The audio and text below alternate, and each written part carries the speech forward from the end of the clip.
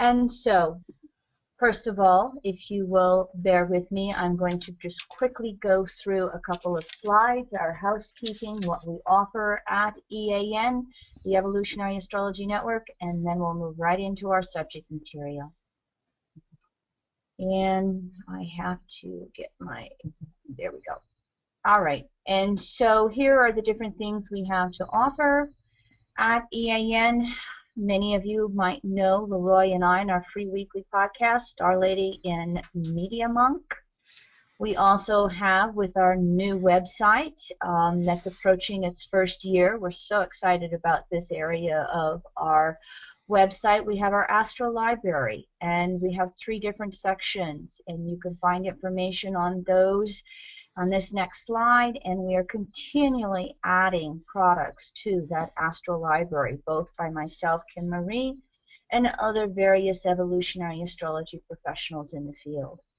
And of course, one of the most basic things that we have on our website, and one of the main things that I do, is our multimedia course. We have all of our different segments on that. You can purchase materials just to study, or you can also move forward and purchase a certification fee and get certified in this. One of the things I'm also happy with, got lots of expansions going on. Transiting Saturn in Scorpio has moved into my 10th house, so stay tuned. But I now have a homework assistant, Roland Wagoner from New Zealand, is helping with my homework assistance, and he's also listed with our certified evolutionary astrologers, and he's a beautiful soul and a very gifted astrologer in his own right. I'm so happy to have him helping us. So our Astro Library, quickly, here's the 3 different sections: the archetypes, the EA method, and everything else. And Leroy this afternoon just updated that they've expanded, each of these sections have expanded quite a bit in the last few months, as Leroy's continuing to go through all our materials that are archived and add things to it. Kim? Yes? I might just add something to that Astro Library slide that I thought about and didn't include. In Section 3, you might recall we did the Astrology Reincarnation and Soul 2010 conference down in Denver with Pat Walsh and Mark Jones. That entire forecasting product is in Section 3 at this point too, so a tremendous amount of value just been added to Section 3. You see in total over 400 hours and over 300 titles in those 3 sections of Astro Library. So we feel like that's a great entry-level point for anybody on this call that might be dipping their toe in the water, so to speak, with evolutionary astrology, and you'll be able to get a real good understanding of what EA is all about and what we have to offer for you. So thanks for letting me include that. Thank you, Leroy. And I should say, with these Uranus-Pluto waxing squares still taking place, that workshop delved a lot into the subjects of Uranus and Pluto. Absolutely, yeah. Did I say that right? And of course, here's our multimedia course. Segment 1, the philosophy, archetypes, and how to interpret a chart. Segment 2, relationships. Segment 3, health and wellness. And things are evolving in that. I'm about ready to announce, start my Facebook forum. We're going to move to the forum and move the forum to Facebook, and I love that format. I never did like my old one, which is why I was so non-participating with that, but stay tuned for that one. Registered students' emails will be going out in the next week or so. Starting in January, I am going to move monthly classes for both Segment 1 and Segment 2 to the webinar just like this, so that we can have that beauty of the visual when we're looking at charts.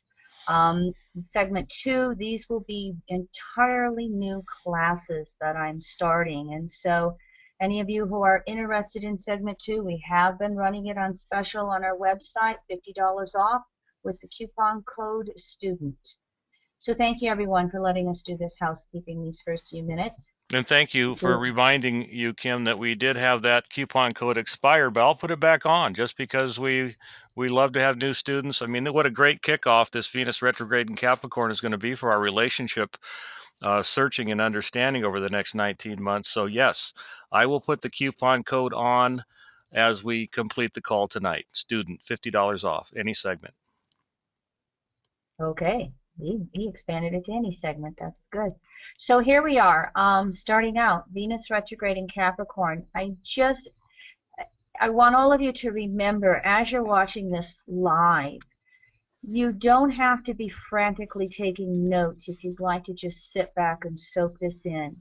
You will have this as a recording after the class. I think it might take Leroy a day to get it up, but you'll be able to watch this class as many times as you want. So all of these slides will be there as a resource for you if you want to go back and revisit something, or again, take down some of these facts, dates, etc. as we're working our way through. So as many of you may be aware, Venus is getting ready to go retrograde December 21st through January 31st. Turns retrograde at 29 Capricorn and goes all the way back to 13 degrees Capricorn. For those of you who are not familiar with what a shadow is, here's what I'd like to show you. And can you see, Leroy, can you see my mouse? If I'm moving my mouse around, Yeah, does that show up? Okay. sure. When Venus enters its shadow for new people, that means Venus is entering the degree 1333 Capricorn, where it's going to go direct on January. When it leaves its shadow, it makes it back to 29 degrees Capricorn, which is where it went retrograde. So if you look at these degrees right here, 13 to 28, 28 backing up to 13, and 13 back to 28. Those are those three passes that Venus will make in certain degrees of the zodiac. And every planet does that. We don't pay attention to the shadows so much with your outer planets, but we definitely do with Mercury and Venus, which are faster moving planets. But this is how you know this. This is how we enter shadow and how we leave shadow. I wanted to start off right off the bat and just give you some of the broad overview of what we're going to look at with a Venus retrograde in Capricorn and a polarity point in Cancer. We are going to be looking over the next 6 weeks at letting go of environmental conditionings. Those of you who are familiar with EA know that environmental conditionings happen physically, emotionally, mentally, spiritually. And they come from our religions, from our parents, from the society we're born into, from the race we're born into. All of those, what we would call Capricorn conditionings that affect us throughout this life in space and time. But one thing to remember, Venus retrograde is also going to, or this one in Capricorn, is also going to be about letting go of conditionings from past lives as well. Anytime a planet is retrograde, it is going to be opening the door to past lives and allowing us to access that memory and bring it up to the surface again, to look at it, to heal it, to throw off what is no longer healthy for our soul. And any planetary retrograde goes to its polarity by sign. And so the polarity of Capricorn is Cancer, and this Venus retrograde is going to ask us to embrace emotional self-reliance on some of the deepest levels possible to this point in our life, space-time. And we're going to have to embrace that emotional self-reliance with everybody that we run into. We're going to have to do it with career, with money and resources. And we're really going to have to embrace that maturation process. So just remember that this right here is going to be a big theme of what we're going to revisit again and again over the next hour or so. And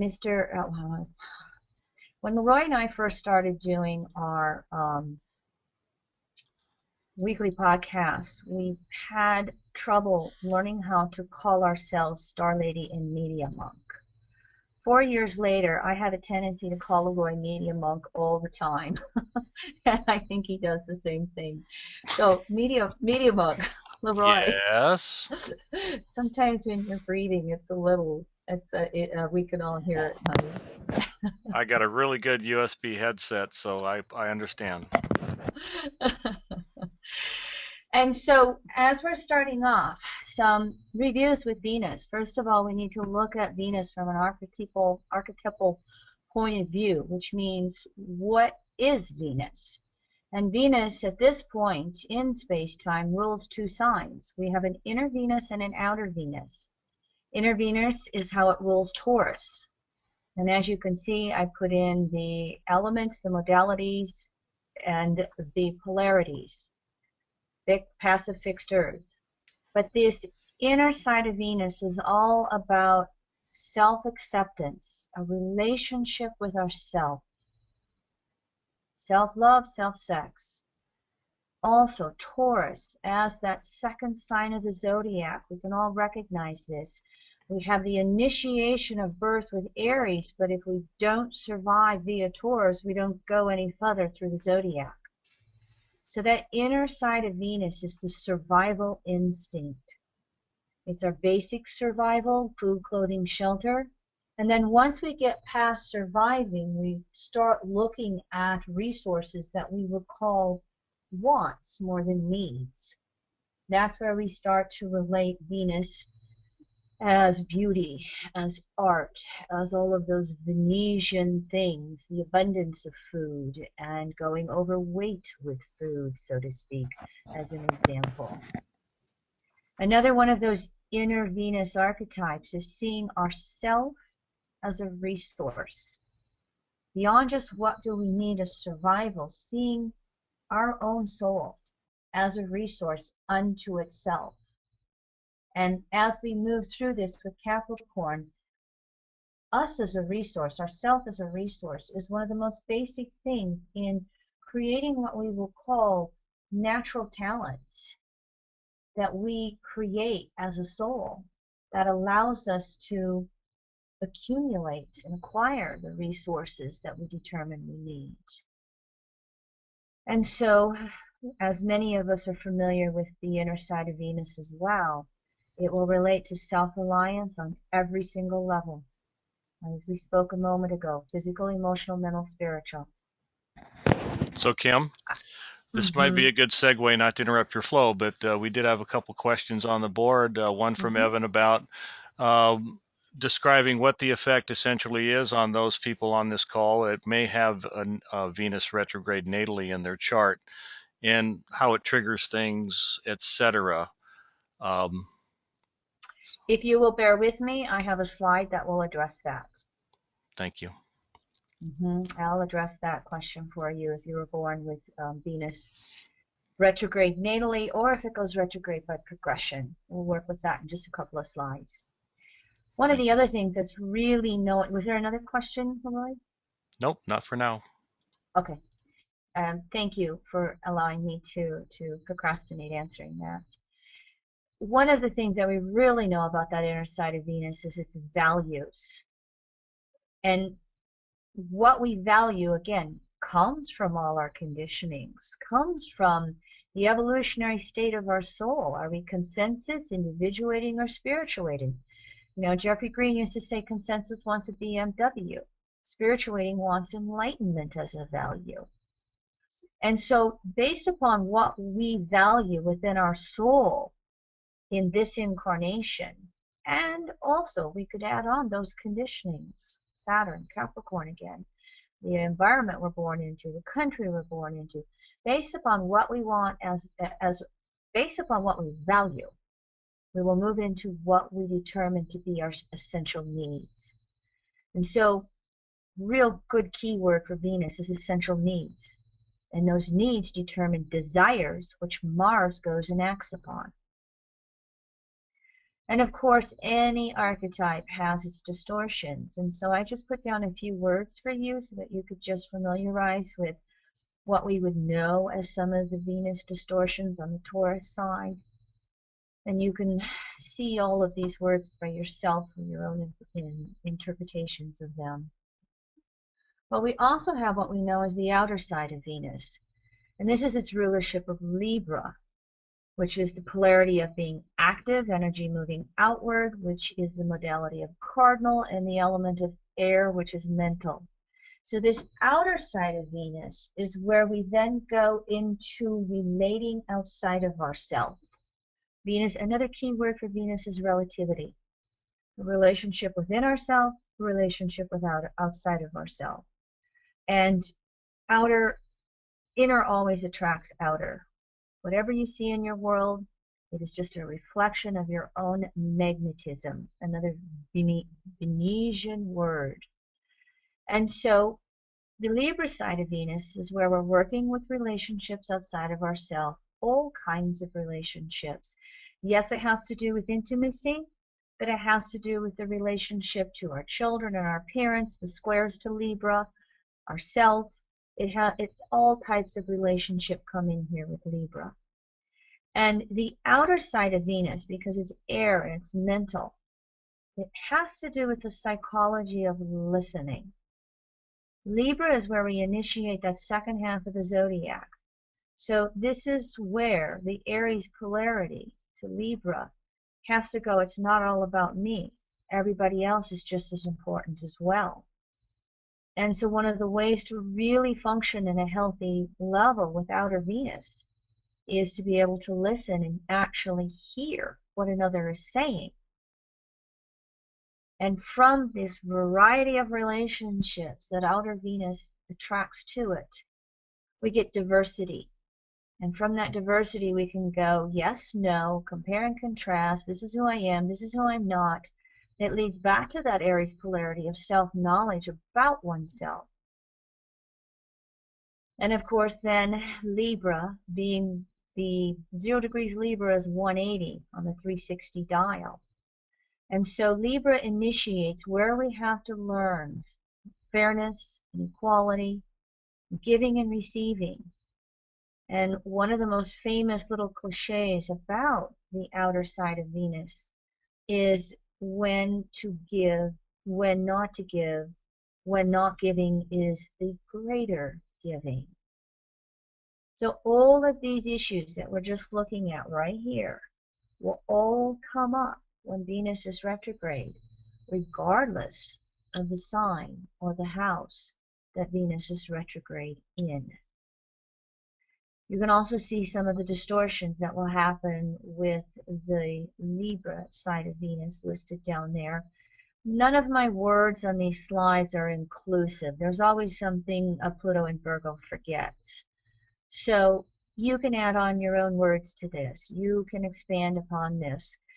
A lot of these slides and these phrases and words are like jumping stones, stepping stones for you to then just expand and explore on it with yourself. Here's a little bit of astronomy about Venus. And these notes might be kind of easy to jot down. It's 225 days to travel around the sun. And it's 9 to 14 months to travel through the zodiac. And traveling through the zodiac is where we are looking at it from our geocentric, Earth-centered point of view. Again, as we said, Venus is the rarest of the retrograde cycle. It's only retrograde about 10% of the time. It goes retrograde once every 19 months for anywhere from 40 to 43 days. And when it is getting ready to slow down and go retrograde, stationary retrograde, it stands still in the sky for 2 days. When it gets ready to go direct, same thing, stands still in the sky for 2 days. As we work through a Venus retrograde cycle, what we find is Venus will be in one sign of the zodiac for 4 months. Typically, we find Venus going through a sign, let's just say 2.5 to 3.5 weeks, 3 weeks on average, give or take a few days. And so for Venus to slow down and spend 4 months in one sign, that's all. Just that in itself is a long review of an archetype. Now, many of you might know this. Every 8 years, we have 5 Venus retrograde cycles, and it makes a 5-pointed star in the circle, or a pentagram. And each point has a retrograde cycle once every 8 years. And when Venus comes back to that point, that retrograde happens 2 to 3 days earlier and 2 to 3 degrees earlier. And what that leads to is Venus taking approximately 104 years to reverse through each sign on the pentagram. Let me show you this visually now. Oops. Here's what we are looking at with the Venus pentagram. Our Venus retrograde cycles right now are happening in Aries, Scorpio, Gemini, Capricorn, and Virgo. And it goes this way, just continually making this pentagram, and it reverses through the zodiac. If you remember when I showed you that first side, Venus goes retrograde December 21st on the winter solstice at 28:59 Capricorn, 29 degrees Capricorn. This is the first time that Venus is going retrograde in Capricorn for 104 years. Previous to this, it was going retrograde in Aquarius and reversing its way through the initial retrograde, reversing through Aquarius every couple of degrees. And I put the years up here for the last 8 cycles that we've had a Venus retrograde in Aquarius Capricorn. This one right here in 2013-14 is the first time we don't have Aquarius involved with it. It's all Capricorn. But you can just kind of look at these dates right here and perhaps reflect upon your own lives and what was going on in your lives during those cycles. You may find that these Venus retrograde reviews won't be the same, but they might have a similar pattern because it's going to be in the same house of the zodiac for you as it was in those previous years. And in case you're wondering about the goddess down below, Leroy said, Kim Marie, you have to put pictures of yourself in. So here I am back in my belly dance days. I retired from dancing about 5-6 years ago when I became very active with being married and a parent with a teenager and all that good stuff. But I did dance for, I think, 20 years. It's a very Venusian photos there, Kim, and you know, part of the archetype of this transit, of course, is the kind of the seductress, isn't it? You cut out there. I didn't quite hear what you said at the end, Leroy. Is not a Venus archetype a word could be the seductress? Oh yes. Yeah, Definitely. of course. Venus Taurus with its polarity Scorpio. I am not an expert on the mythology of Venus. Leroy will bring us in some tidbits here along the next hour or so on this, but I do like Daniel Giamario and his shamanic astrology website, and I have followed some of Daniel's teachings on Venus and Mars for, I don't know, 10, 15 years, and there are many different astrologers out there right now. Ariel Gutman's doing the Venus star point. There are those that work with the elongations of Venus up in the sky. You know, you get it some maximum of like 45, 48 degrees from the sun. But as I was saying earlier, Venus is one of the richest retrograde cycles we have. And I think this stems from the fact that after the sun and moon, Venus is the brightest object in the sky. And if you look at us through history, we have spent forever watching Venus as a morning star and an evening star. And there's a lot of mythology that has grown up around that. There are fairy tales that have grown up around this. And so how many of your astrologers who actually watch Venus visually in the sky typically will start a new Venus cycle at the heliacal rising. So as Venus goes retrograde here, what we're going to find out, if you remember that previous slide, Venus is going to disappear into the underworld for about 7-8 days. When it's retrograde, it's going to have that interior conjunction with the sun January 11th. I think it was 18 Capricorn. We'll look at that degree again. But then Venus will come out again. I think January 18th, Venus rises. I've got a slide on that ahead here. But Venus will come back out as a morning star, and that's called the heliacal rising. And that will be the flavor of Venus for the next 19 months. And of course, we know that this flavor is going to be Capricorn. But here's some of the how our ancestors would look at Venus.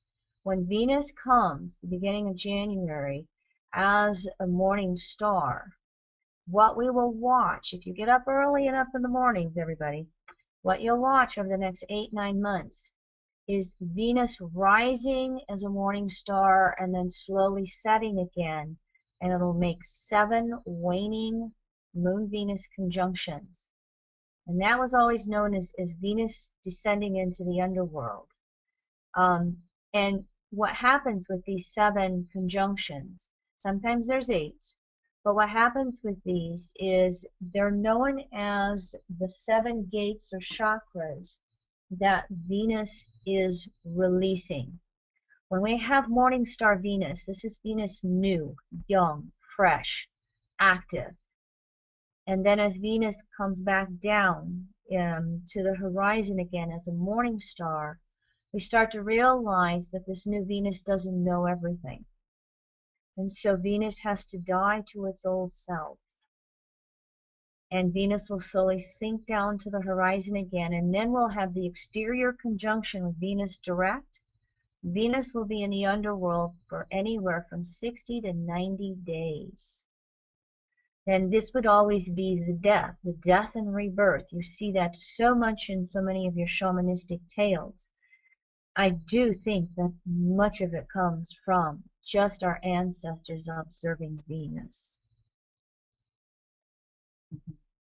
Then what we'll have is the second half of the Venus cycle, which is Venus as an evening star. And this is the side that so many of us watch, because it's so easy to watch Venus in the evening sky after sunset before it's completely dark, and even when it gets dark. We have, again, 7 Moon-Venus conjunctions, only this time they're waxing moon conjunctions. And Venus rises and slowly sets. And this is Venus coming up from the underworld. And as Venus goes through these 7 gates or chakras, Venus gathers back a vestment. These vestments would be pieces of clothing, literally, that Venus would shed. She'd be naked when she went into the underworld, naked when she came out of it. It would also be, again, letting go of old knowledge, old beliefs, and gathering new knowledge and new beliefs as an evening star. So this is where we are in the cycle right now with Venus.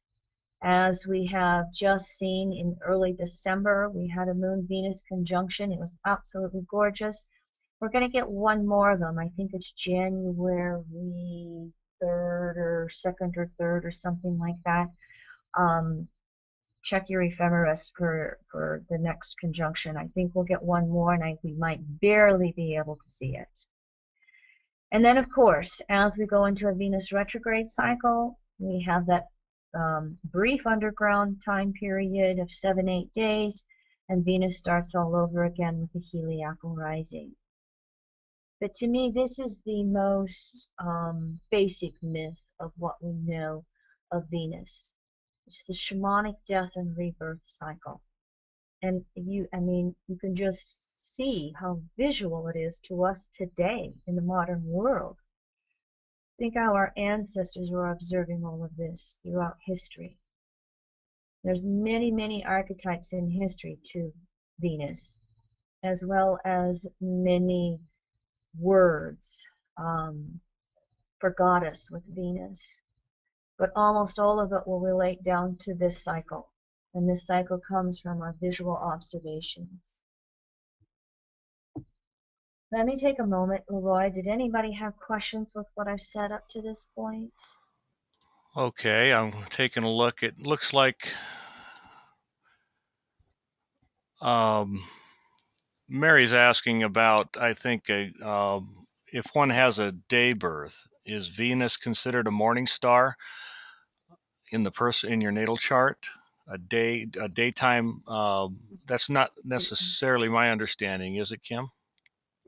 Well, there's a couple of different ways of looking at it, but if you are looking where the sun is in your chart, all right, look at your sun by degree. If Venus comes before it in the zodiac, Venus is a morning star. If Venus comes after your sun sign in the zodiac of your chart, it's an evening star. That's And basic. Yeah, that's the bottom line. And I guess I wanted to yeah, refer our listeners to the Venus Star Point presentation from our Astrology Reincarnation and Soul 2013.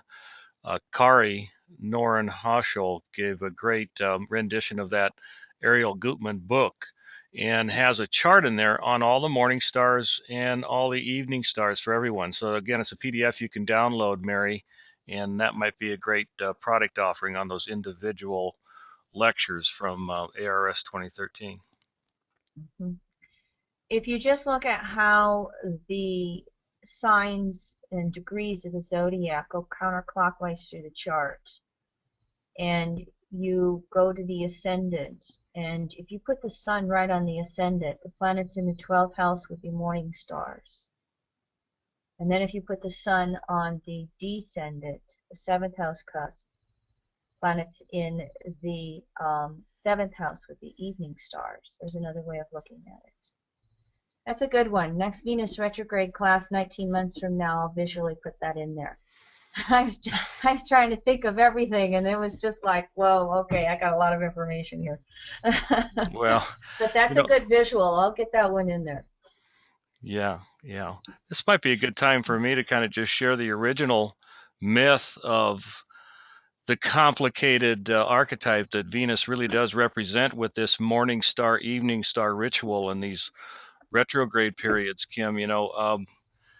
Basically, it comes back to these complicated goddesses on Mount Olympus that were always battling with one another. But the original goddess was really the first woman was actually Pandora.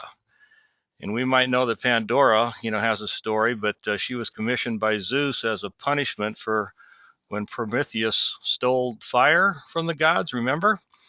And so Pandora was actually shaped by another goddess named Hephaestus from water and earth, and she was blessed with gifts from all of the gods and goddesses, including desire and grace from Aphrodite, who is the Greek entity that we most associate with Venus. Of course, Venus is the Roman deity of this archetype.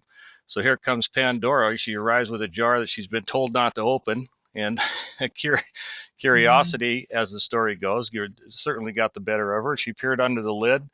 And as we all know, Pandora's vase came open and let all the evils of the world pour out. And inevitably, that's probably why this is such a complicated archetype.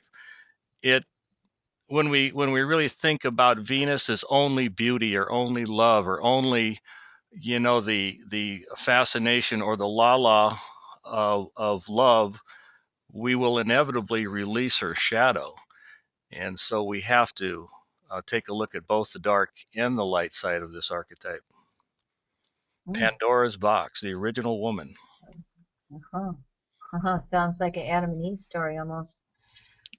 In some ways, It the did. It, forbidden it really apple. lends into that, doesn't it? Because of all the confusion around the Hmm. original guilt or the original sin, so to speak. The confusion of all of that. Hmm. Hmm. Right. So for those of you who are looking at this next slide, why planetary retrogrades? I thought it might be nice to just review this information. This is true of any planetary retrograde. And if you are born with planets retrograde, these principles are going to be true for you with that planet for your entire life. If it goes retrograde by progression, that'll come into play. And of course, anytime we have a transiting planet retrograde, this is true for all of us individually and collectively. So there's a principle in evolutionary astrology called psychological compensation, which means being out of sync with your own true nature. And so psychological compensations are going to take place anywhere the soul feels dissatisfaction. And that dissatisfaction is going to come from having to appear normal or having to conform to societal expectations, beliefs, rules, norms, etc. See how even these words are bringing in this Capricorn archetype for us? And so we will almost all of us, have some level of psychological compensation in our chart, in ourselves, with various planets. And you can look to those planets by house, sign, aspect, the evolutionary state of your soul, all your environmental conditionings, and where are you buying into the status quo? Where are you buying into what everybody else is doing, even if it doesn't seem right for you? When you're buying into that, that's that principle of psychological compensation. And so from our viewpoint here on Earth, planetary retrogrades allow us an opportunity to break free from all of our soul's conditionings and to realign ourselves with our own natural laws as an individual. Now here's my chart, all right? I thought, okay, if I say this to people, you're going to want an example. So to save time, here I am. Here's my example. This is me. And as you can see, I was born with Venus new phase Saturn up here in Sag in the 11th house. You look at those archetypes of Sagittarius. Sagittarius is the archetype of psychological compensation via Jupiter as well, when we're not standing in our truth and we're compensating for it. But if you look at this Sag Aries, you know, they're both active polarity signs. You would think that, you know, this might be somebody who is more outgoing, somebody who is really into standing out there on their own truth, their own, you know, social desires and viewpoints. That's Kim Marie today, but that wasn't me as a teenager or as a young adult in my early 20s. It's taken me a few retrograde cycles and some evolution, but you see I have a Capricorn rising, you see I have a 10th house moon, I have a father who's a 10th house Pluto, the Capricorn soul is a father. I had so much social conditioning as a child that this Venus-Saturn conjunction, it was very shy. I was always going along with whatever anybody else wanted to do. I was never speaking up. I was never speaking out. I was compensating on this Venus new phase Saturn and really breaking free, taking care of myself. I was 8th house Pluto. I had a lot of codependencies with that. And so it has taken me a while to really break free from my own Venus compensations of agreeing with the group and doing what the group wants to do, of always following any authority pattern and thinking they were God, they had all the truth. Well, that's not so much me today. This has actually evolved into Kim Marie. I actually have led some social groups in various ways, being quite a rabble rouser. And of course, I'm to the point in my life now where I don't care what the fashion or style is. I'm going to dress the way I want to dress, very Aquarian, 11th house, doing my own thing in many different ways. Just an example, again, of a planetary archetype and how it can have strong psychological compensations to that archetype because we want to get along, we want to appear normal. And the retrogrades are the opportunities to break free from old patterns with any planetary archetype. And oh, by the way, here's one other detail. This didn't make it onto the slides. When you have a retrograde planet natally, and it's in aspect to a planet that is not retrograde, the retrograde planet has a retrograde effect on the non-retrograde planet. In other words, we never see the sun or the moon retrograde. However, if you, for instance, if my Mercury was retrograde right here, you're looking at my chart, you see the Sun-Mercury conjunction. If my Mercury was retrograde, it would have a retrograde effect on the Sun and on Neptune. And that retrograde effect would be just like what we were talking right here. The soul needing to break free from wherever it compensates. So retrograde planets in aspect to any other planet, but especially the sun and the moon, it's bringing the ability to break free, to clarify, to really get in touch with where that planetary archetype is natural for you and evolve towards that. Here was the question that was asked earlier. Planetary retrogrades in general. If you have a natal planet that's retrograde, that breaking free archetype for that planet is going to be a lesson for you throughout your entire life. You'll never transcend that. It will be there throughout that lifetime. You'll learn to work with it, but it will always be operating on some level. If by progression that planet goes direct, there will be an easing up of that. If you have a planet that goes retrograde by progression, then this lesson of breaking free, individualizing, that's what retrogrades are about, the individualization process. Then by progression, if that planet goes retrograde, that individualization will come into effect for that planet. When we go through a transiting planet being retrograde, such as this Venus retrograde or any of the others, then we have both individual and collective planetary lessons taking place.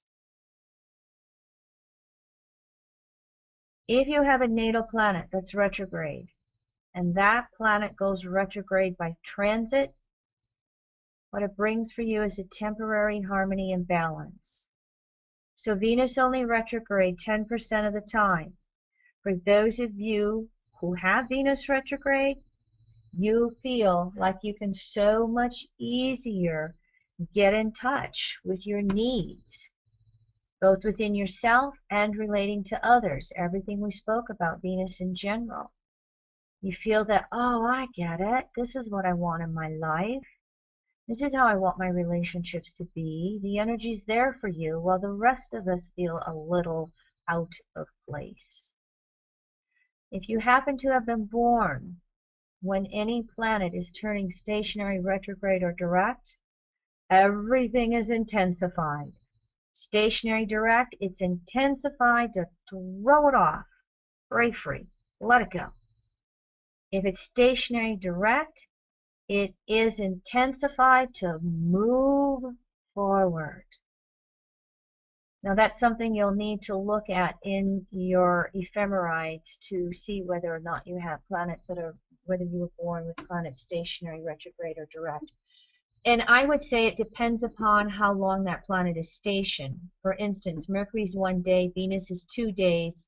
We get out there to Neptune, Pluto, they are stationary, direct, or retrograde for 5-6 days. So, but depending on the planet, this last point of being born with this, it will depend upon how long that planet is stationary, direct, or retrograde to know whether or not that influences in your chart. One more slide on planetary retrogrades. Many of us know they're geocentric, they're Earth-centered. Nothing goes retrograde with the sun, it's always going around the sun. But as we're going around the sun and the rest of the planets are, we have that phenomena of apparent retrograde motion. Retrogrades are always more powerful because all the planetary retrogrades are closer to Earth when they're retrograde. Whether it's interior, Mercury, Venus, or whether it is Mars through Pluto. All planets are closer to Earth when they're retrograde. Retrogrades cause a withdrawal from that status quo to redefine the archetype according to your own natural laws. Planetary retrograde is always in a perpetual state of moving, evolving, always dissatisfied. That dissatisfaction is what helps us move, break free. Planetary retrogrades accelerate our evolutionary process. They're not a bad thing. It's one of the beauties about evolutionary astrology. It's nothing's good or bad. It's just in a certain phase of the process. Now, the sign and house of any planetary retrograde will define where it's manifesting. The opposite sign and house will provide clarity and expression. Answers to retrograde lessons are always found within oneself. Always. They're always turning you inward to question everything.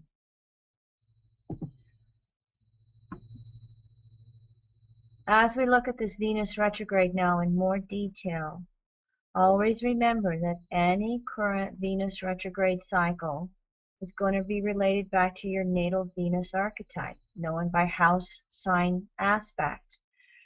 Remember my example? I had natal Venus conjunct Saturn, and here's a Venus retrograde in Capricorn.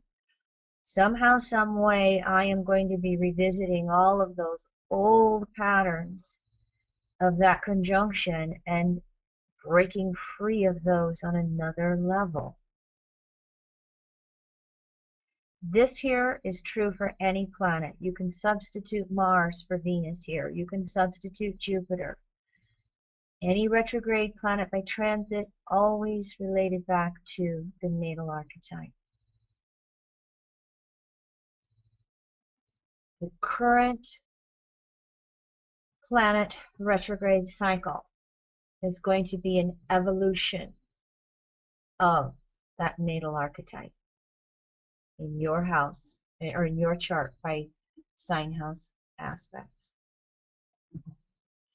Venus retrograde in general, we have individual alienation that starts to take place. It turns us inward. We have a dissatisfaction with ourselves.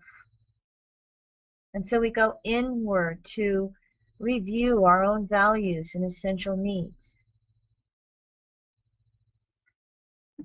And we look for new levels of needing to love ourselves and accept ourselves. Warts, farts, and all is how I like to say it. But we have to make a peace with ourselves. And we go inward to find new levels of self-reliance. The Venus side of Taurus, the polarity is Scorpio. And what we can many times have, you're making some noise, Roy. What we can have with this Scorpio polarity is confrontations, rug ripped out underneath us. So it turns us inward to try and find ourselves again. Because Venus relates to the survival, it's a time period to review our own talents that we have to create resources and review our ability to achieve our own resources. Again, you don't get very far if you can't put food on the table. Venus retrograde brings about new relating patterns with others. As we're figuring out how we want to relate to ourselves differently, that's then going to reflect outward, and we're going to look at how we want to change our relationships. So the status quo in our relationships becomes unacceptable. There's something that's not working. Now again, I want to just say it's not just intimate partners. All types of relationships undergo changes when Venus is retrograde.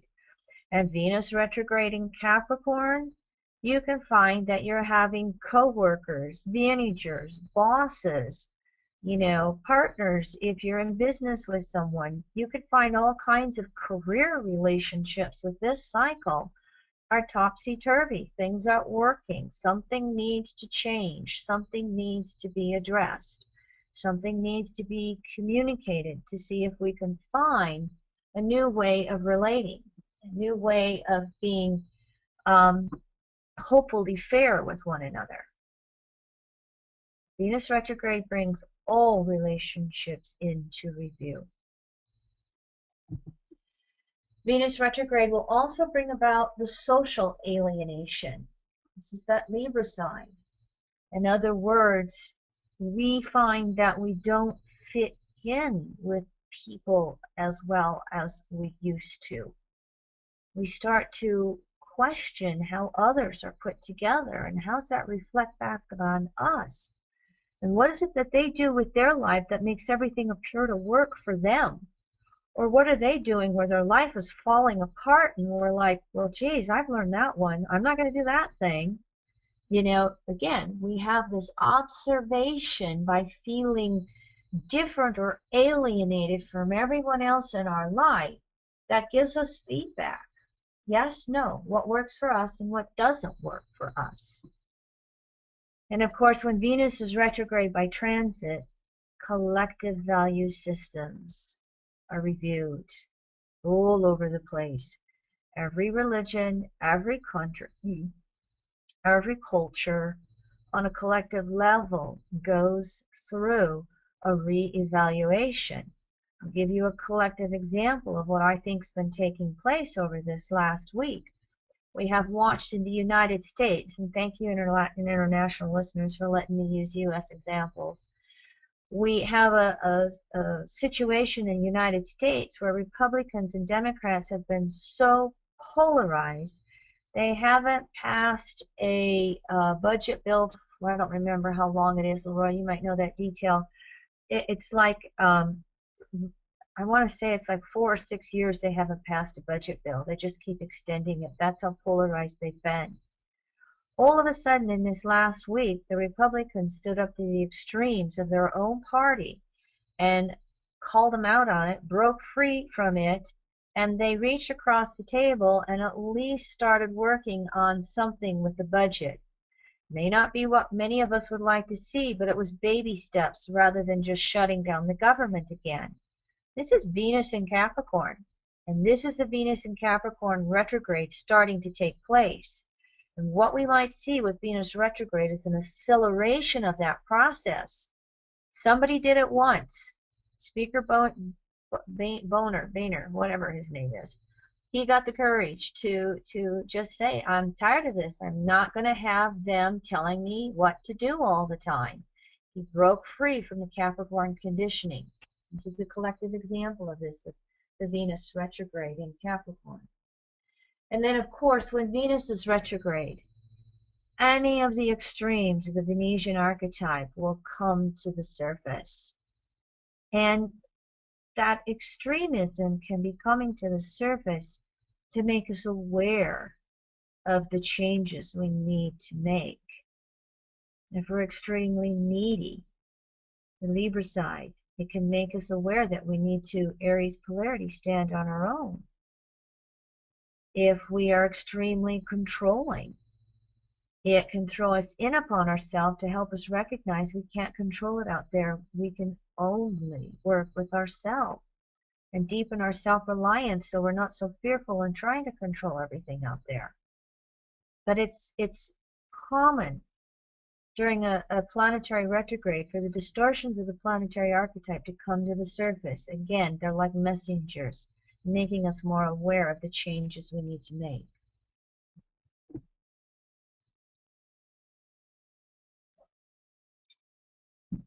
As we start looking at this Venus retrograde cycle in Capricorn, one of the things that's going to start to happen is layers of suppressed feelings and emotions are going to start surfacing from this life and this childhood, from past lives. And there may be this reaction of wanting to continue to suppress. I don't want to look at that. Capricorn, its ruler Saturn, 10th house, individuated consciousness. This is where we want to forget things, ignore things. We don't want to deal with things with Capricorn. And yet, Venus is going to be asking us to. It's going to be insisting upon it. So we need to allow ourselves the space and the time to be able to surface these thoughts, feelings, emotions in order to understand what's happening. Capricorn isn't running around like Gemini and this and that and everything and flying on it, or talking and running on its feet. Capricorn needs time in order for something to be processed and understood. So we have to not only have patience with ourselves, we have to have patience with everybody around us. They may know something's not quite right, but they don't know what for sure. And they've got to ponder on it a little bit. When Venus is retrograde in Capricorn, we have to face insecurities on every level. Remember, Venus, self-reliance, Taurus side, is self-reliance physically, emotionally, mentally, spiritually. So Venus retrograde is going to bring it up on every level. Now, because it's in Capricorn, we're going to really feel it physically. Because the polarity is Cancer, we're really going to feel it emotionally. But Venus retrograde in general will raise up insecurities, and it's just going to get magnified by Capricorn. As we are moving through these insecurities, these emotions, what this Venus retrograde cycle is going to be about is a maturation process. We are going to mature to a new level. Everyone around us is as well. And that means we're going to learn how to relate to each other differently as we're each becoming more self-responsible. Venus retrograde in Capricorn is going to be about lessening those projections onto one another. I can't project that onto my partner anymore. This is my responsibility. And there's going to be, of course, a reviewing of all parental patterns. Capricorn, the authoritarian parent.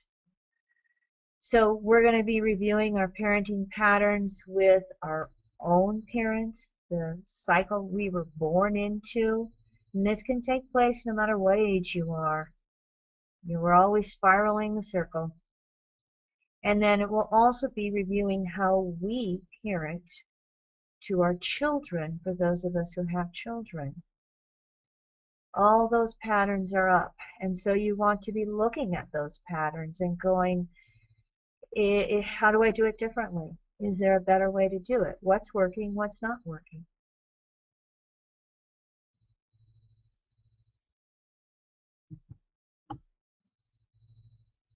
Venus retrograde in Capricorn is another cycle of working to heal any sexual blockages and suppressions. So there can be sexual wounding that is going to surface, that we're going to have to communicate, process, address in some way. And one of the things about the Cancer-Capricorn archetype, the polarity, is that non-sexual touching is important to Capricorn Cancer. And as a matter of fact, that non-sexual touching can help unlock the blocked emotions. That can then help us unlock, excuse my burp, where we might have sexual wounding, sexual suppressions. Again, the Taurus side of Venus is about self-sex and being comfortable as a sexual being. And Venus retrograde in Capricorn is going to touch in on all of the conditionings we've had around sexuality for the Piscean age, at least, going back further than that. We have to, as we're dealing with some of those insecurities in relationships with Venus retrograde in Capricorn, it's going to be a tendency for it to fall on two ends. Where if we have relationship insecurities and we're on the fearful side, it can go, well, both sides are fearful, but the fearful side that wears it right out there, the insecure one, will look for a partner who substitutes as a parent.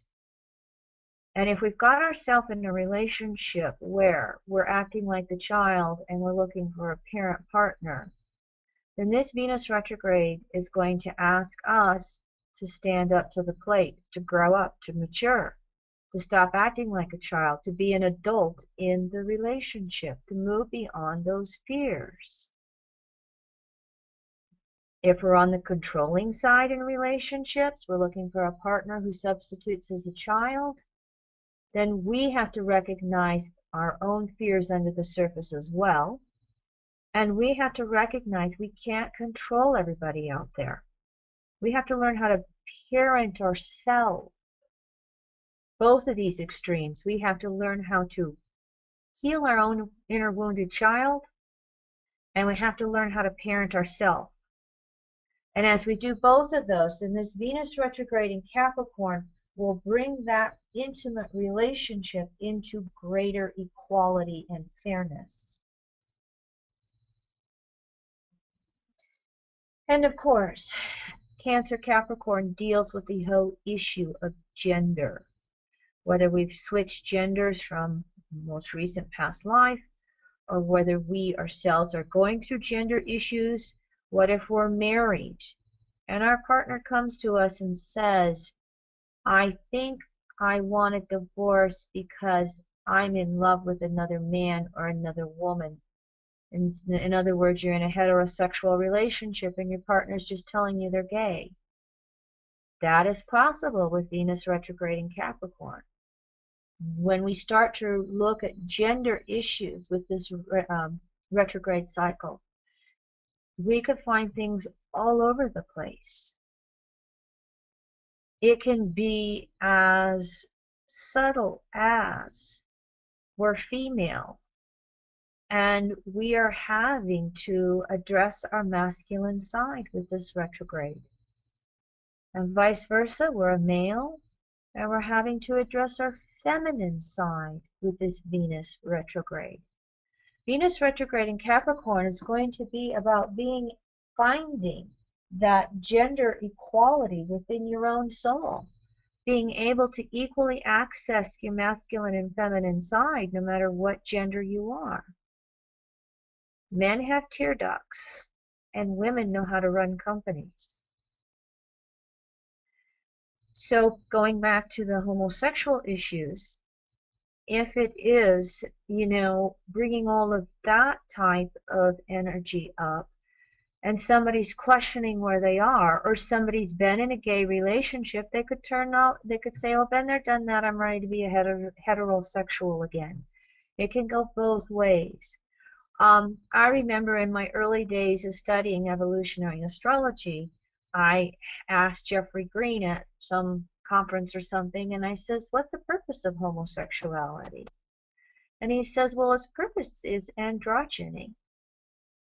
It's learning how to love a soul first and a body second. And it's learning how to be androgynous as we evolve from consensus, individuated, and spirituated, as we are releasing the last of our separating desires, and the sexual one being the last of the desires to go. It really is, again, no matter what gender you are, of being comfortable with both your masculine and feminine side. And so if we can take some of the judgments out of the gender issues and recognize it's just one of the lessons along the way. It's like, going to middle school. Once you get past middle school, then you go on to high school, but you don't skip over middle school. So in the broad scheme of things, with eons of lifetimes, we all go through it. And so it may not come up in this particular retrograde cycle. It could just be an issue within yourself of balancing your masculine and feminine energies. But there will be those for whom it is an issue, and you would want to look at it as an exploration process. Say, for instance, we also have someone who has spent lifetimes being male, and they've had to come back this time around as a female. But they're a very masculine female, and they're uncomfortable with that energy. Venus retrograde cycles in Capricorn and Cancer will be opportunities for anybody with homosexual lessons to learn something more about themselves, to become more comfortable in that gender that feels foreign to them. And it'll work both ways. So, sharing some tidbits for you on this to self-reflect as you're relating to others in your life. Venus retrograde in Capricorn, we're going to be reviewing the basis of all judgments. And of course, judgments are social expectations to conform. And if we don't conform, we're judged and we feel guilty. And of course, as we know, that social expectation to conform comes from our parents, our society, religion, gender, all over the place. And so this one right here, reviewing the basis of judgments, this is a biggie. All of us will go through this one. And this is where you can take Venus retrograde in Capricorn and put it in your house. What house is Venus transiting? Where do you have judgments in that area? Judgment's third house, around conversations, around listenings, around ideas that people like to bring across. Venus retrograde Capricorn in the fifth house. Where do you have judgments around how to raise children? In the sixth house, where do you have judgments in regards to nutrition and diet and exercising? Just put Venus in Capricorn in whatever house it's transiting and just bring up the word judgment. And you can reflect upon all kinds of things that are coming up for you, that you are being given an opportunity to break free, let go, evolve into something new.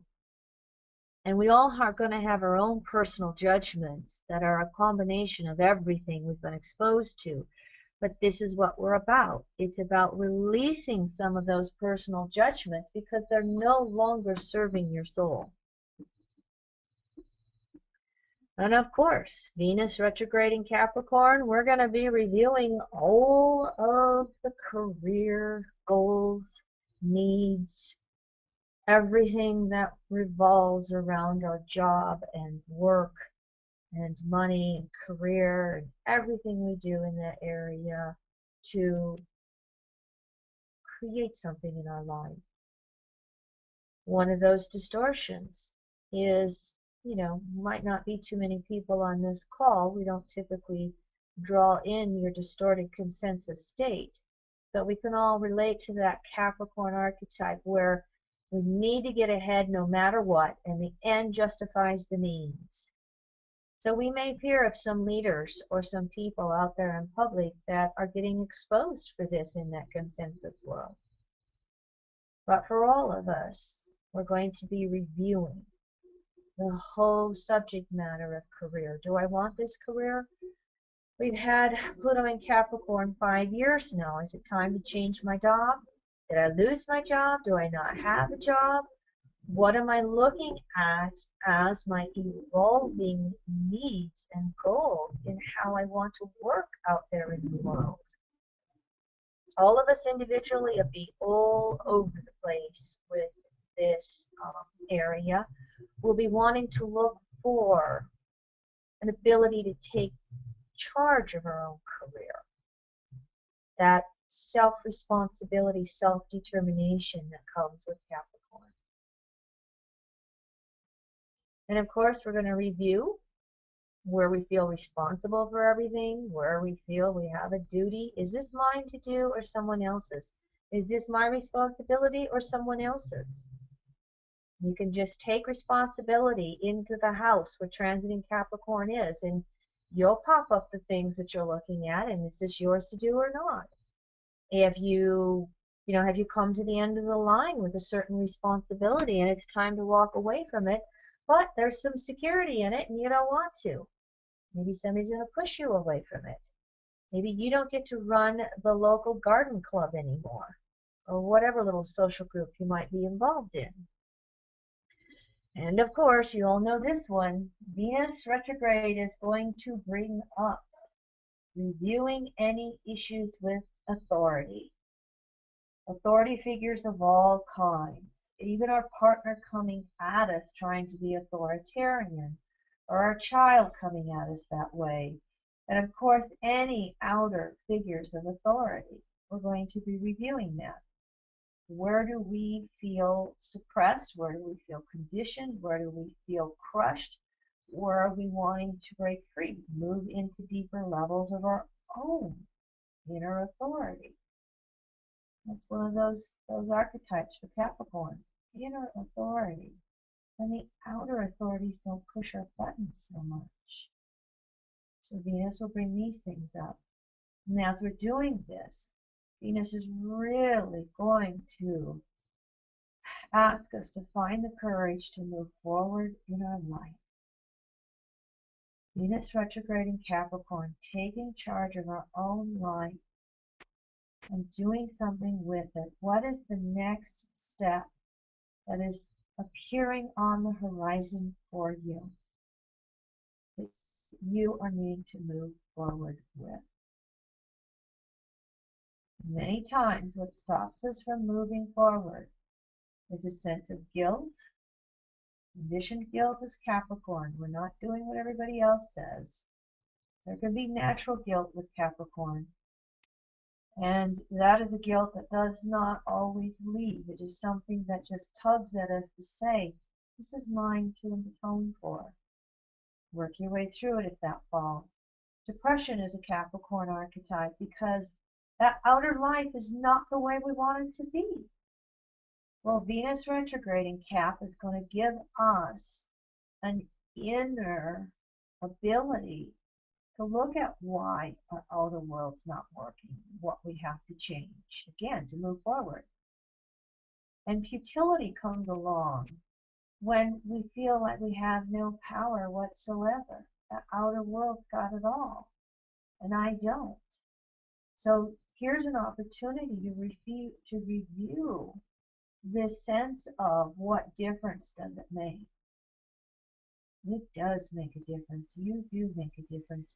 You are the one to change your life. Kim, Yes. a question from Christina is, and you can tell me if this is an appropriate time for it, but when progressed Venus goes retrograde, are all of these issues in these last several slides going to be interpreted in a similar way with progressed Venus retrograde? With progressed Venus retrograde, it will also then take into consideration the sign in which it's went progressed in, as well as the house in which it's went progressed in. These last few slides, this one, this one, this one, these are all specific to Capricorn. Venus going retrograde by progression will take into consideration all of the social alienations with relationships, etc. It will also take into consideration that individual alienation. But it'll be colored by that house where the progression. It'll be colored. Progressed Venus turning retrograde will be colored by the sign and house that it progresses retrograde in. You can also go back to the earlier slides on the inner and outer sides of Venus. Just take all the archetypes to Taurus and Libra. And when Venus goes retrograde by progression, all of those archetypes will come into consideration. Thank you. But these are some specifics to Venus retrograde in Capricorn. And again, if you feel that you don't have enough time to write these down, you're going to have this to review afterwards. You will all get a link to this. You can listen to this class as many times as you'd like to. So here's just, I just did one slide on the Cancer polarity. But here's, remember, any retrograde will look to the opposite sign and house for clarity and expression of that retrograde breaking free. And when Venus is looking at a Cancer polarity, very similar to Capricorn, we have got to allow our inner wounded child to the surface. And we've got to allow those wounded emotions and old emotions that we have just, all of us, no matter where our moon is, no matter where the nodes of the moon are, all of us are going to have suppressed emotions from childhood, unless you're that rare bird that had a healthy functioning household. So we're all going to have suppressed emotions. And Venus is going to be reaching over to them and wanting to go. Where are you hurt? How may I help you heal? How can I heal myself? So we want to visit all of those old wounds and patterns. And what we're going to be looking for as we allow these emotions to surface, these wounds to surface, is we're going to be wanting to do that inner Venus thing of self-reliance, inner security, self-acceptance, self-love. And that's going to let us feel safe again. That is where we can let go of all that Capricorn controlling energy. I don't have to be fearful of that world out there. I don't have to be trying to control everything in my life. I'm a child of the universe, and the universe will help me. In other words, that Venus retrograde polarity in Cancer, it's about discovering trust in the universe again. Trust in source energy again. Feeling safe. And then that allows us to reach into new levels of emotional self-reliance. We can create a new self-image. We like ourselves again. We don't feel so weighed down by all these emotional wounds. And we reach a deeper inner security. And then what's that do? That allows us to take that evolving self-knowledge and recreate our life. Capricorn is self-determination, taking charge of your life. But we've got to go back to the childhood, back to the womb, back to the suppressed emotions, even suppressed emotions from adulthood. We've got to go back and revisit that stuff. That Cancer polarity, or the cardinal element. 2 steps forward, 1 step back. And when we take that 1 step back and revisit, then we do go 2 steps forward. And so this is a lot of what we're working with here. This Venus retrograde can be more like for the most part, perhaps a very quiet inner retrograde. Doesn't mean that things won't go on in career and relationships individually and collectively. They will. But it's a more quiet one. It is a time period to go within and honor your emotions. Honor how you feel, no judging. And then see if you can take it to the next level of maturation for yourself. All right, moving along here. And of course, this is a Jeffrey Green quote. The ultimate Venus retrograde condition is identification with God Goddess, which is the ultimate value. You've heard Venus is the lower octave to Neptune, Neptune being God Goddess, totality of consciousness. Venus is how we touch in on that on a personal level. And so any Venus retrograde is going to be about deepening our relationship with Source. And we go back to this Cancer polarity slide, and it's about deepening our relationship with Source energy on emotional levels, inward. And then all that Capricorn outer stuff will take care of itself.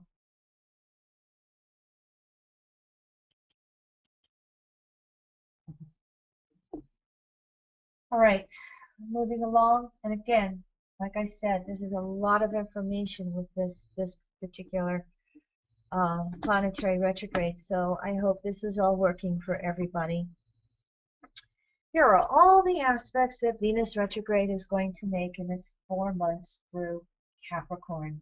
Do not worry about writing them down real quick. We're going to go through them with each different aspect that Venus makes to just kind of help you in regards to understanding a few more particulars of this particular Venus retrograde cycle.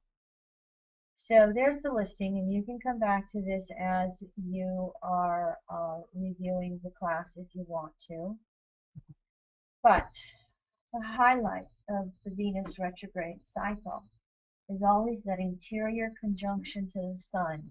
Interior means that Venus is in between the Sun and the Earth. Exterior means that Venus is opposite the Sun. The Sun's in between Venus and Earth. And so this is always the highlight of any planetary retrograde. When that planet makes the aspect to the Sun, Mercury and Venus are conjunctions, Mars on out are always oppositions. When we look at Venus-Sun as a planetary pair, it's about self-love. Our essential needs, Venus, manifesting into creative self-actualization, the Sun. In other words, observing the new ways we want to create. Now, with this one taking place in Capricorn, I think that Venus retrograde is the crown.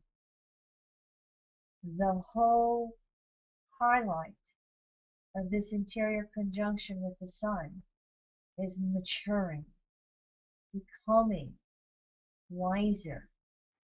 So put it through the zodiac, put it through your houses, or where you are at. If it's in the first house, you're going to have to trust your own wisdom. You're going to have to go within for your wisdom rather than sparking all over the place first house. If you've got this retrograde or the conjunction taking place in the 11th house, the Aquarius house, you're going to have to do a little bit of detachment. You're going to have to do some stepping back and just observe your world. And where are you mentally stuck? Fixed air. And where do you need to see your role in everything? 11th house. You put this in the 9th house, and you're going to be searching for your next level of spiritual truth. And then walking it, Capricorn. But this Venus retrograde cycle, and because, again, you see this heliacal rising, January 17th, 18 Cap, Capricorn is going to rule this Venus cycle for the next 19 months. So this is all about the mature goddess over the next year and a half, the crone. This is about growing up. And every time it doesn't feel like you are, go back to that Cancer polarity and honor the emotions, and then you will reach that next level of maturation. Venus is going to make 3 waxing sextiles to Saturn in Scorpio. Now the Venus-Saturn planetary pair is all about self-responsibility, inner security, inner authority. Taking care of ourselves on every level. And so this is a waxing sextile. This is the 60 degree of the 360 circle. And so this Venus retrograde is going to have us questioning our values around intimacy and sexuality by nature of Saturn in Scorpio. Where are we suppressed in that area? Where do we control in that area? Where are we distorted around those? And again, because Venus is generically making these sextiles to Saturn, this is everything on these slides is true for every one of us just by the collective transit over the next 6 weeks. So we're also going to question our resource values and career choices. And it's a waxing sextile. So there's an energy towards change. The 60-degree mark is the crescent phase. I want to do things differently, and I'm getting some idea about how to do it. And crescent phase, I'm gathering up my inner courage to manifest it at the 90-degree mark. And so here we have 3 of these waxing sextiles. So while you're reviewing all this stuff, there is an energy to move forward. Move forward with relationships, move forward with career, move forward with your resources and what's important and what's not important. Courage to explore new relationship patterns. And of course, Venus is retrograde in Saturn's sign. And so we're really going to have to break free. A little more energy of breaking free from the conformity, because the opposite of that waxing sextile is the waning trine, and everybody else knows it better than us. 240 opposes the 60 on the 360 dial, and so we will sometimes perhaps fall back on that insecure side. Oh, my partner's got it better than me, my partner knows it better than I do, or my boss knows better than me. And so we've got to really make that effort with that inner security and inner authority in order to move forward. Venus will also make 3 waning semi-squares to Neptune. This is the 315-degree mark, and this is moving from last quarter to balsamic phase. Balsamic phase is returning to source energy. Venus-Neptune is all about our personal relationship with source energy. So again, deeply questioning all of our values around all of our resources. We could find ourselves shedding resources that just don't mean anything to us anymore. And we've got to shed old beliefs. Old beliefs around many different ways: love, resources, gender, parent. Roy, if you are wanting to speak, you're muted.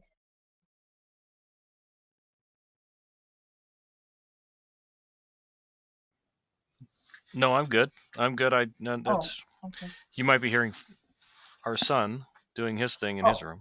Yeah. Oh, I'm hearing you kid. Okay, thanks. But you're doing great. You're on a roll. It's up to you if you want to take a little breather for a poll.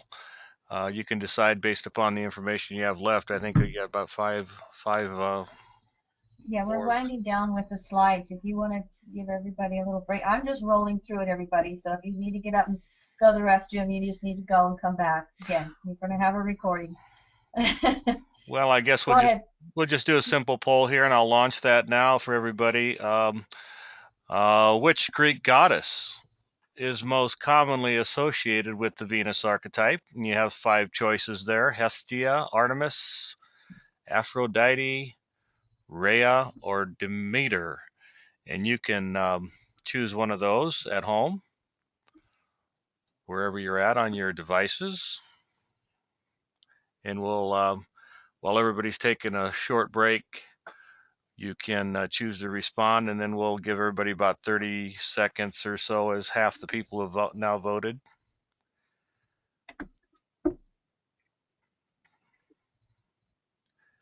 Now 2/3 are in, and give Kim a little break. It's been great information, Kim. You're doing a great job rolling through a lot of slides and a lot of information.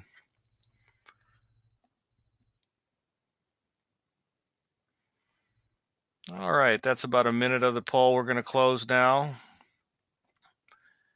And we gave this one away.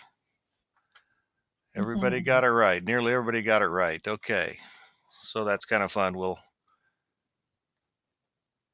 close the poll now and hide those results. And back to Kim. All right, everyone. And so this is an interesting aspect, and it's going to be very similar to Chiron, because Chiron is also going to make these three waning semi-squares to Venus as well. But because Venus in Capricorn, so much about that physical manifestation. And so the retrograde of Venus in Capricorn is throwing off the physical that no longer serves us. And as we have these waning semi-squares to Neptune, there really is this, here's this dichotomy of Saturn asking us to manifest with Venus, while Neptune and Chiron are going, well, what do we got to let go of in order to go to the new manifestations? So again, it could literally be letting go of resources that don't serve us anymore. You know, cleaning the house, cleaning the storage unit, cleaning the closet, cleaning, you know, whatever.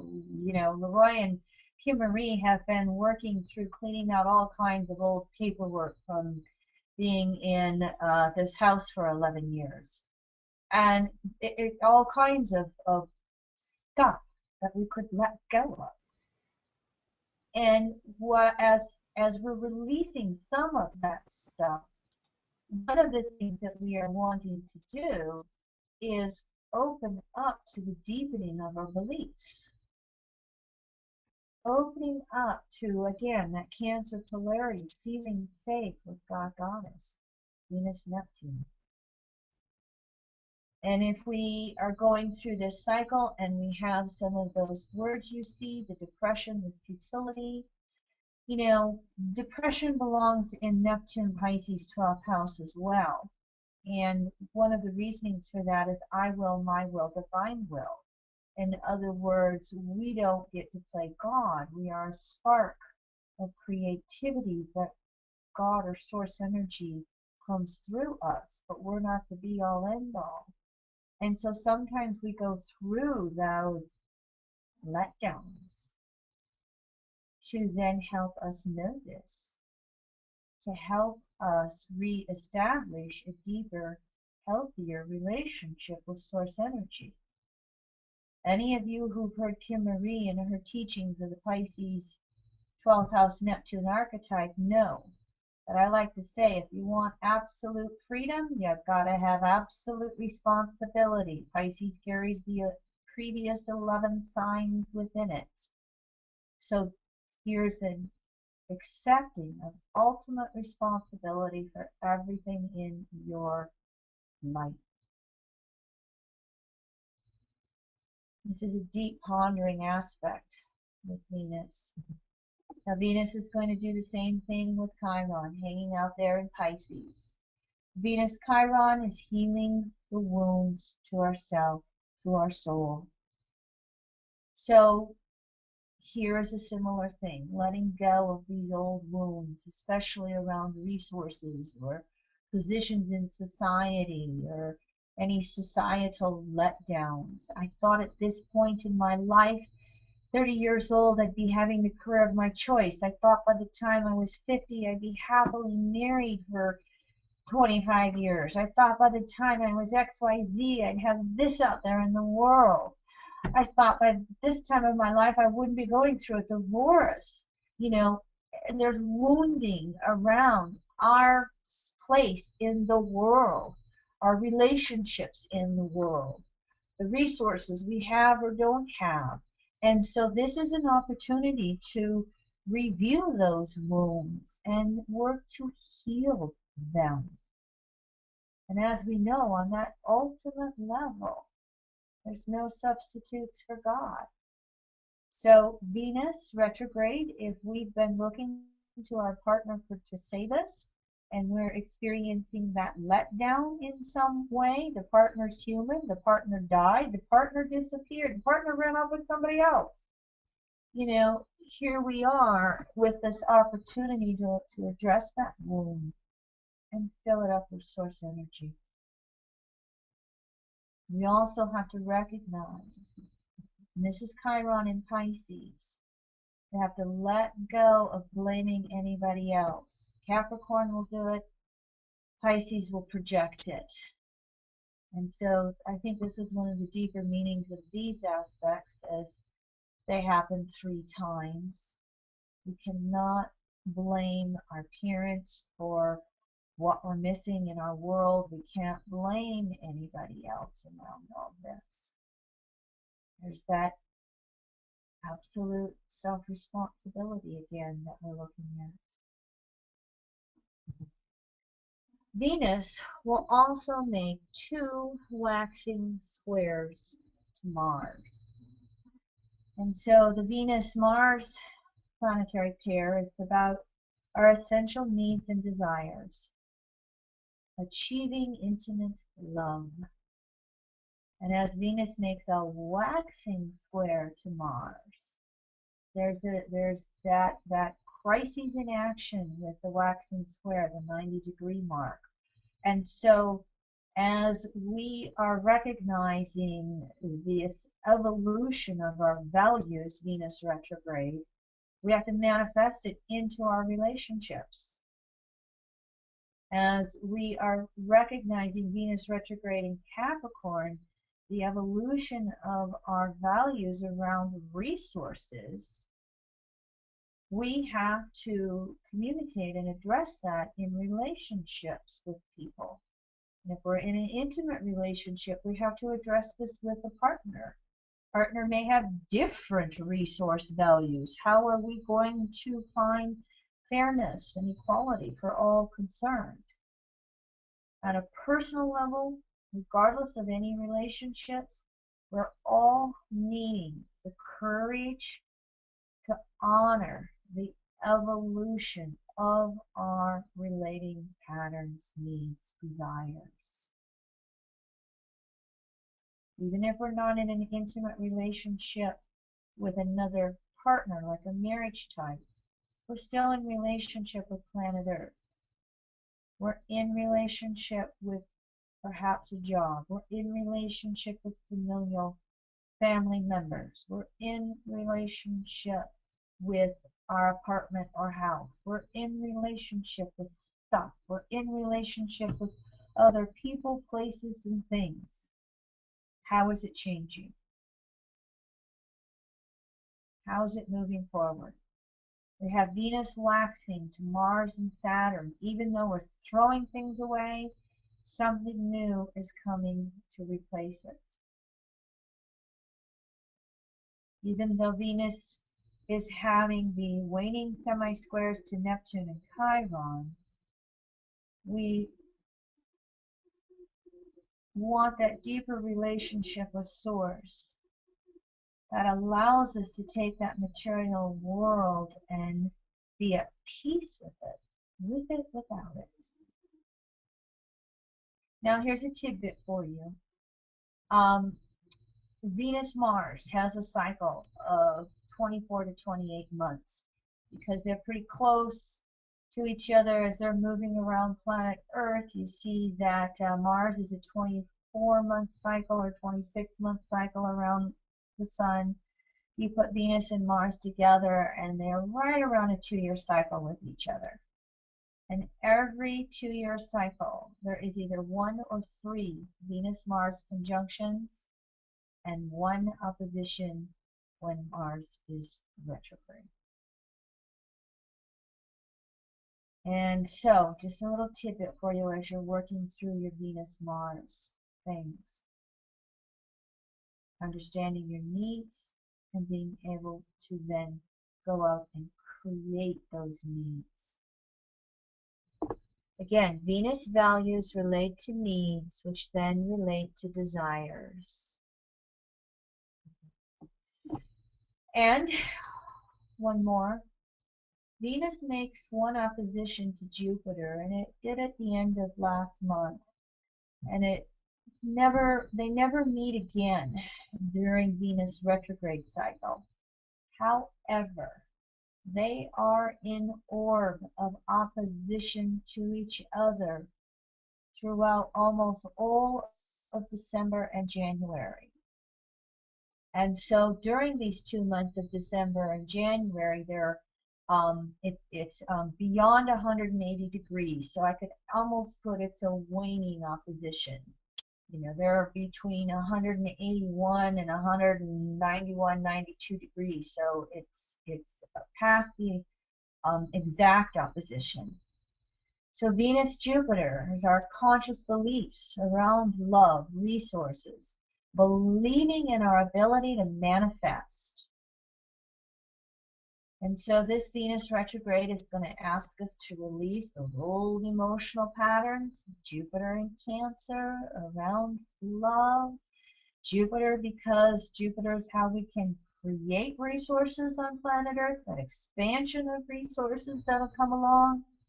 So we're having to let go of some of those old patterns that may keep us limited in love and resources.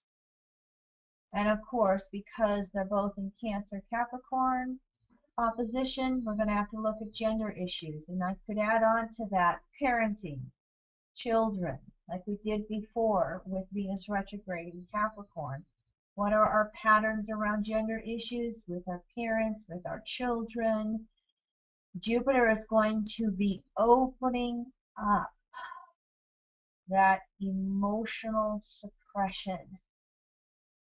And Venus retrograde then is wanting to not ignore those emotions, but really address them. And Jupiter can help us understand them on even deeper levels than we have up to this point.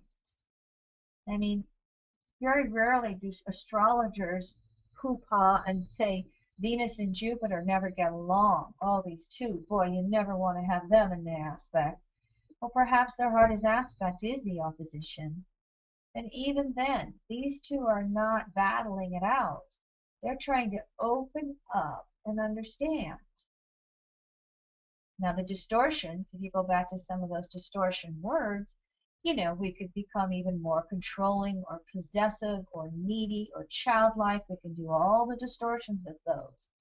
But for the most part, Venus opposing Jupiter past the opposition for 2 months, this is really going to allow us to open up deeper levels of understanding about ourselves and relationships and all our beliefs around relationships. Work with that energy. Do the communications because it's the opposition aspect, okay? Do that psychology of listening and ask people in your life, whether it's the partner, the friend, the co-worker, the parent, or whatever. Ask for whatever's going on with them, wherever the opposition tug-of-wars might be happening. Ask questions, listen. Ask if they're willing to listen to you. It's an opportunity for you to really take your relationship beliefs and understandings to a new level. Not to mention being able to open up and perhaps move forward with all of the career issues. This retrograde in Capricorn. All right, here I am repeating the slide that I showed you way back at the beginning. And I didn't quite know how much time this would take me. It looks like I've done pretty good. I've got about 15 minutes left here.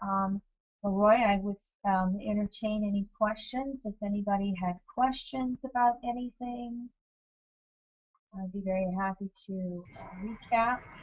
Marie Picard, are you able to ask a question of Kim Marie? Go ahead. Yes, can you hear me? Yes, I can. Hello. Okay, right. I'm a Libran with a 10th house Venus. and progressed Venus is in Capricorn, conjunct progressed Chiron. So I've had the transiting Venus over that, and it's going to retrograde back into my 12th house. Now I'm wondering how much more issues are connected to that 12th house. Is it more to do with past lives? Oh yes, definitely. If you're having a Venus retrograde in the 12th house, it can relate to past lives. Again, any planetary retrograde will bring up past life information. Right. I have the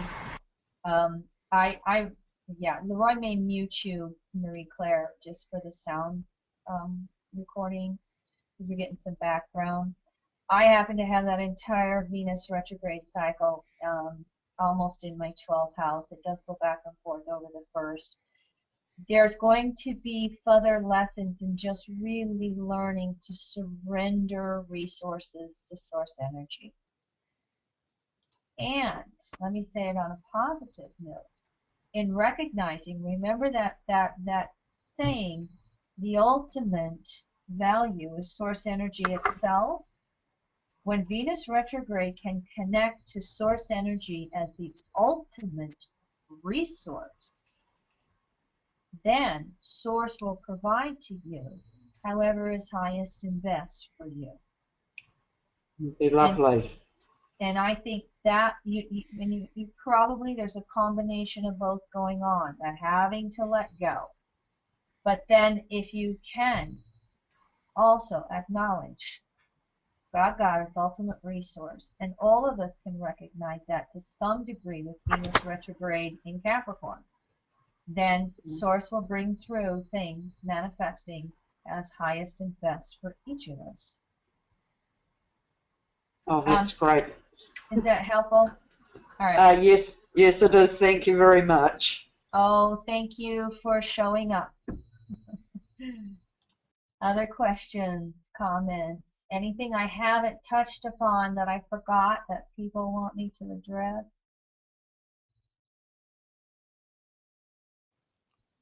Well, Kim, I might have an idea. As we close the call, you did want to announce some future webinar classes such as this. Yes, this is an area that I'm really starting to move into. So I thank all of you for participating in this class. I like teaching this way. It does put more work on my plate making these slides, and I still feel like a beginner. This is what I have set up as a tentative schedule for offering more of these classes. Each class will be that nominal $15. You can attend live, you can get the recording. Whenever there's a Mercury retrograde, I've always tried to do the Mercury retrograde classes free. As I move into some of these other classes, I'll have a lot more chart example.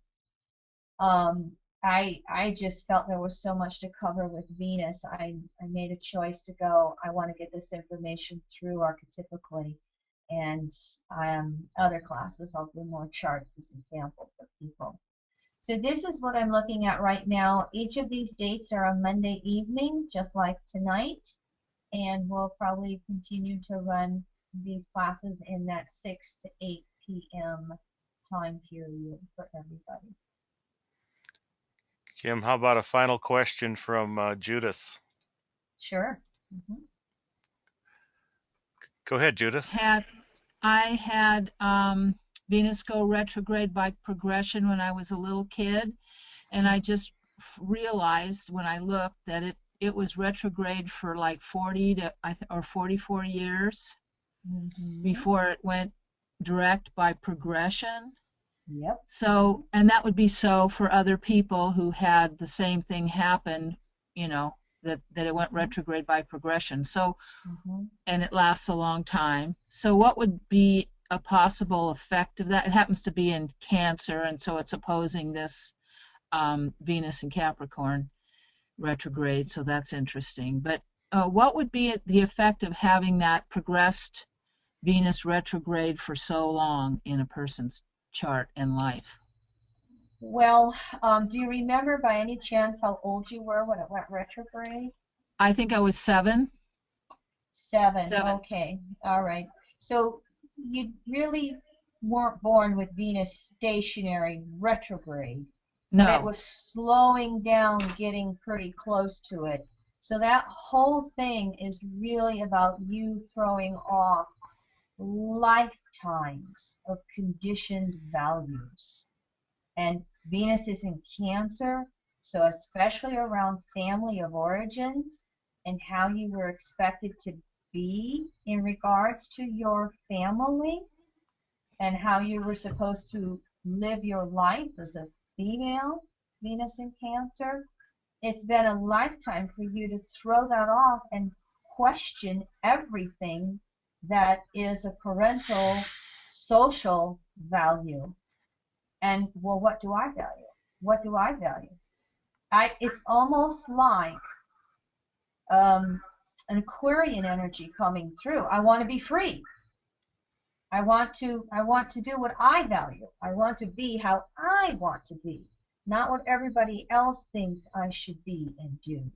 So it's been a long process, and when Venus went stationary direct by progression, that could have been a time period in your life where you kind of calmed down, made peace with yourself, reached a point of this is who I am and this is my life.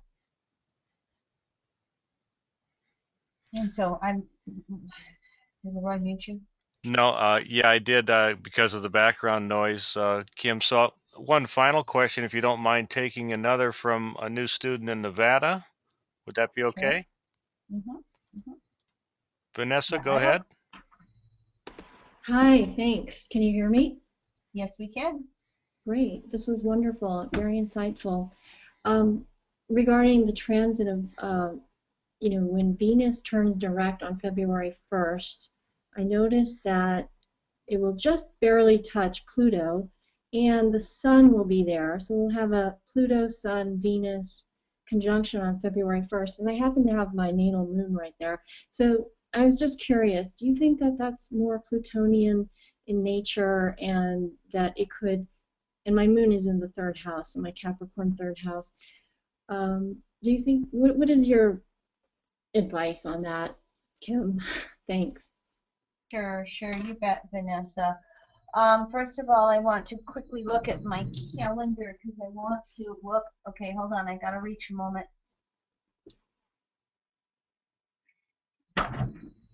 Well, any Venus Pluto contact is certainly going to bring up attending workshops like these, seeking counseling, joining support groups. It can be a powerful transit as Kim looks for her her information. Yeah, I'm sitting here looking in the ephemeris, and I may have misunderstood the question because when Venus turns stationary direct, there's going to be a Jupiter Pluto opposition. Okay, I'm seeing what she's saying. It's not going to be exact, but it will be in orb. And Venus is going to be 13. Generically for all of us, Venus would be conjunct Pluto, new phase, and they'll be opposed by Jupiter. And so there's a self-responsibility issue that's coming along for everyone. And of course, Pluto's in Cap. What I'm just intuiting with this is there has to be an honoring and maturing emotionally. And then it's like Venus direct. I think it's going to be like a choice point, decision-making time with relationships, with career and resources, all of that stuff. It's just like, okay, this is it. I see it. Now I'm going to do it. That's what I pick up on it generically. And going over your 3rd house moon, or if it's close to that 3rd house moon, if I heard you correctly, for you the choice point is new levels of emotional maturation. and doing it by honoring that emotional body rather than always trying. Moon in Capricorn, again, it's the opposite sign of what the moon rules. We're always going to try to pretend like we don't have emotions. We rationalize the emotions away. We try to stick the emotions in a box and shut the key. And it's not going to be about denial of emotions for you. It's going to be about honoring them.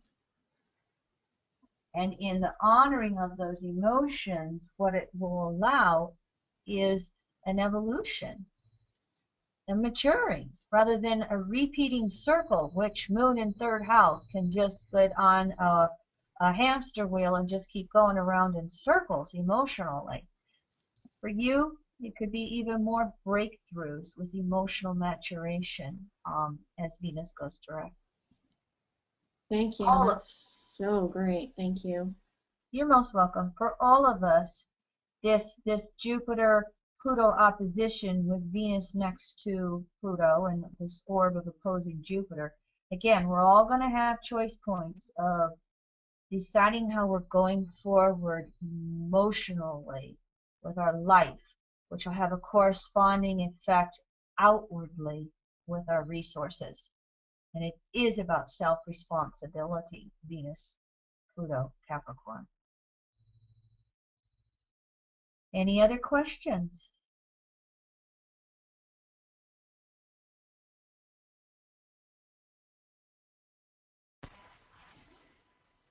Leroy, any questions? Linda, go ahead. Another question for Kim? Linda? I don't know if can you hear me? Yeah, we Yes, got we you, Linda. can. Oh, okay. This is my first public question, so I'm nervous. Sure. I have Venus in my chart, and no, I'm sorry. Venus, when it goes retrograde, if I understand from what you said, would be around 29 degrees Capricorn. And that's where my natal Jupiter is. And the natal Jupiter is involved in a yod. Jupiter is the focal point of a yod that on the left side is Saturn, on the right side is Uranus, and actually Venus, my natal Venus is opposite to Jupiter, so it's like another point in the yod. Yep, I got you. I've been feeling a lot, or experiencing a lot of the issues that you brought up, and they've kind of been happening over the last month or so. Yes. So I wanted to know if I would be feeling that sooner because it is that point in my chart, in that yod, where Venus is going to go retrograde, or does everybody feel these issues sooner than the actual retrograde? Gotcha. Everybody would feel it sooner because of the Venus shadow. If you caught one of the beginning slides, Venus went into Capricorn November 3rd, I think, or November 5th. Oh, okay. And it went into the shadow, which means it crossed its point where it's going to go stationary direct the end of November. So we're having the first passage of Venus from 13 to 29 degrees Capricorn already. So yes, that first, when a planetary retrograde makes 3 passages, the first passage, before it goes direct, kind of sets the stage. It brings the issues up. When it's retrograde, the second passage of degrees backwards is meet and greet and deal with the issue. And then the third passage after the planet goes direct is the ahas and understandings and integrations. So yes, we can all definitely feel a planetary retrograde lesson issues before the planet turns retrograde. Having said that, it can be more emphasized for you because of all the aspects you have going on with this particular Venus retrograde. Okay. All right, and I noticed one thing about that. It's the Saturn's on the left part of the yod, which I think is like in the natural zodiac is Scorpio yod. I mean Scorpio point of the yod. Mm-hmm. Is that You're correct? going. Well, evolutionary astrology looks at a yod differently than traditional astrology. Oh, okay. We say that regardless of what planet is on what point, Right. you have to compare the faster moving planet to the slower moving planet. Jupiter is the focal point. It's the Right. apex. All right. Right. So it's got the adjustment with Uranus and Saturn. But Okay. Jupiter is a waxing in conjunction to one of them and a waning in conjunction to the other. Okay. All right. Yeah. Now, what does like the point of Venus, my natal Venus at 1 degree in that yod, what does that represent in a yod? I mean, you have the focal point and the two apexes. So what would Venus? Yes. Well, Venus is in an opposition to Jupiter. Even though it's a yod, Venus is in an opposition to Jupiter. But Venus will do is help bring more information to that Jupiter as the focal point of the yod. All right? And again, you'll have to look at whether Venus is gibbous opposite Jupiter or full phase opposite Jupiter. Is it before the opposition or after the opposition? The Venus is after the opposition. Well, that tells you information as well. And if Venus is opposite that Jupiter, and if it's close by degrees, you go back and forth between the Venus-Jupiter energy. Here's my needs, here's what I want, and here's Jupiter saying, but you need to understand it this way. You know, that if I heard you correctly, you said you had Jupiter at 29 degrees Capricorn. Right. Mm-hmm. This is Jupiter having to make peace with all of its resources and usage of resources over many lifetimes. And it's Jupiter having to be responsible with its resources. Okay.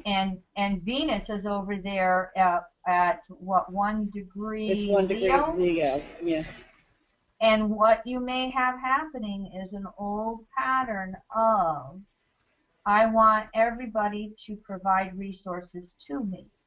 Well, that's true. That's going on. Or you may look at your resources as a substitute for beliefs. Mm. And that doesn't work anymore. Right. Yeah, I can see some of that not working, where I recognize that that is that I had.